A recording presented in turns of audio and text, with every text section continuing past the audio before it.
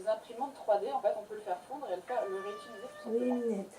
Donc voilà, Qu'est-ce donc qu'on ils vont passe? utiliser ça en fait, et donc Thomas ne pourra pas manger, ne pourra pas goûter les petites différentes parties de ce compartiment, mais ce sera Mathias Marder qui le fera.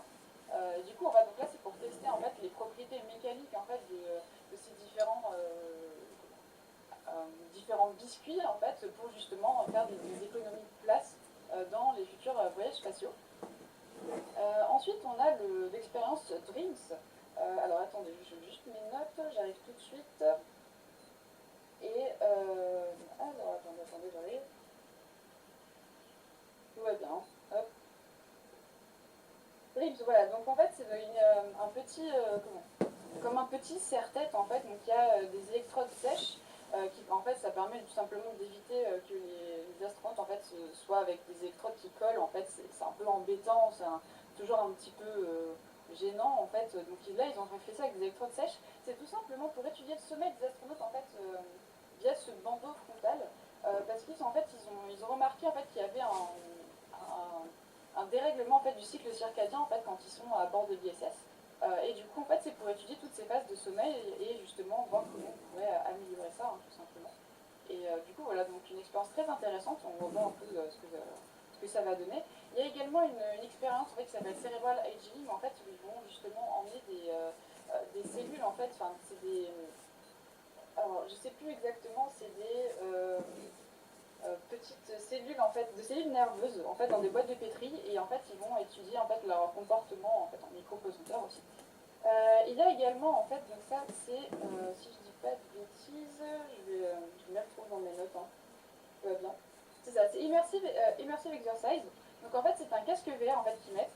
Mais en fait, il y a trois parcours différents. Donc il y a un tour touristique de Paris, il y a Saint-Pétersbourg et le parcours d'un col près de Marseille. Je ne sais jamais, j'ai oublié le nom de ce col, je suis désolée.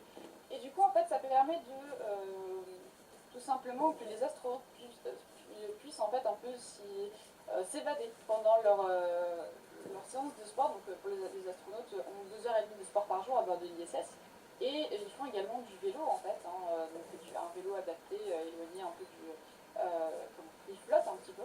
Et en fait justement pour égayer un peu ces séances de sport, donc ils ont fait ce casque VR avec ces trois parcours. Donc en fait, ils ont mis Paris pour Thomas pour avoir le côté un peu français. Il y a le côté aussi un peu, enfin le côté du sud, parce que il me semble que Thomas avait fait pas mal de courses aussi il avait fait un marathon, il me semble, dans le sud, et donc c'est un endroit qui est aussi à cœur. Et Saint-Pétersbourg, parce qu'en fait, ils passent également énormément de temps en Russie, hein, donc les astronautes à bord. Et du coup, en fait, ils se sont dit, bah voilà, on va mettre un parcours de Saint-Pétersbourg, donc de la ville, en fait, tout simplement. Donc voilà, expérience très intéressante également. Ensuite, donc là oui, là une image très rigolote parce que vous reconnaissez peut-être la personne à droite. Coucou. Et du coup en fait, donc c'était quand je suis allée au CNES pour la présentation des expériences. Et vous voyez sur votre gauche un petit rideau de douche. Enfin, on ne sait pas à quoi ça, on ne sait pas trop ce que c'est, on se demande. Et en fait, tout simplement, ça s'appelle donc c'est l'expérience Télémac en fait qui permet de manipuler des objets en fait sans contact. Je sais pas comment expliquer parce que j'ai vu les vidéos, parce qu'en fait sur la photo en fait le monsieur était en train de m'expliquer, de me montrer les vidéos. Et c'est juste incroyable. En fait, c'est une base acoustique.